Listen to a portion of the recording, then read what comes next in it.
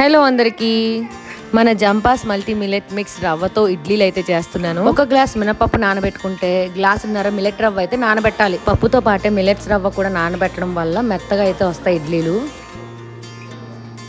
Hello అందరికీ, మా జంపాస్ sprouted multi millet mix రవ్వతో ఇడ్లీ అయితే చేస్తున్నాను. మా బాబాకి నేను ఎప్పుడు అట్లు అంటే తినిపించాను, అంటే ఇడ్లీలు కూడా అప్పుడప్పుడు పెడుతున్నాను. ఈరోజు ఇడ్లీ కావాలని చెప్పి ఇడ్లీ అయితే పెడతాను.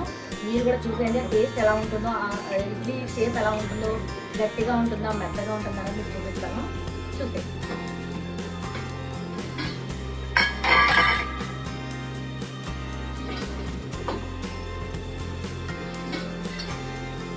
ఉత్తి మిల్లెట్స్తో చేసిన ఇడ్లీలు మీ పిల్లలు తినరు అంటే ఇడ్లీ నూక వేసిన ఇడ్లీ పిండిలో ఒక గ్లాసు మిల్లెట్ మిక్స్ రవ్వ కూడా వేసుకుని చేసుకోవాలి. టిఫిన్ కూడా ఎంత టేస్టీగా ఉంటుందో దాని తగ్గ చట్నీ కూడా టేస్ట్ ఉంటే ఆటోమేటిక్గా తినేస్తామండి ఎన్ని ఇడ్లీలైనా.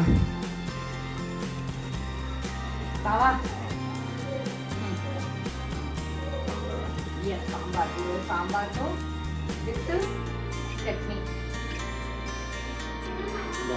ఇడ్లీలు చాలా టేస్టీగా చాలా సాఫ్ట్గా అయితే ఉన్నాయి. మిల్లెట్స్ ఇడ్లీ పిల్లలకి ఒక హెల్తీ బ్రేక్ఫాస్ట్ ఆప్షన్ అండి. న్యాచురల్ న్యూట్రియన్స్, ఫైబర్, కాల్షియం ఉంటాయి కాబట్టి ఎదిగే పిల్లలకి చాలా మంచిది. నార్మల్ ఇడ్లీ మీద ఒక 5 minutes ఎక్కువసేపు ఉడుకుతాయి అనమాట. నెక్స్ట్ వీడియోలో millet java and millet dosa మిక్స్తో రెసిపీతో అయితే మేము ముందుకు వస్తాను.